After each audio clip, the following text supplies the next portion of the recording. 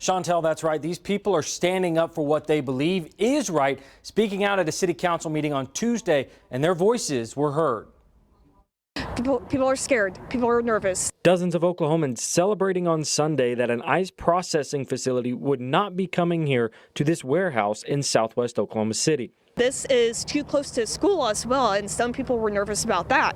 So it was the community really that put forth and said, we do not want this here, and they were heard and listened to.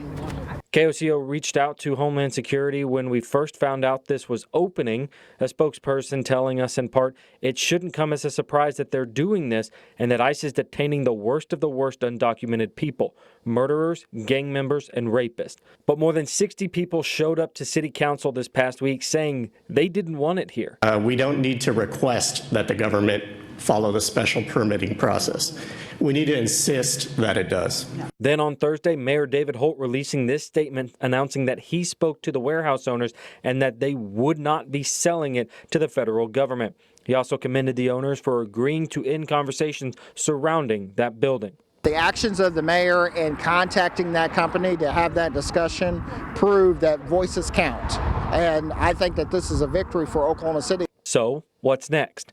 Well, for one, we do know DHS is transforming warehouses across the country, but it is unclear if they are now looking at other properties in the Oklahoma City area. One of the things that we're trying to do right now that's very important is that we want to make sure, number one, that we mobilize, that we organize, and third, and most importantly, that we verbalize exactly what it is that we want as citizens here in Oklahoma City and in the state of Oklahoma.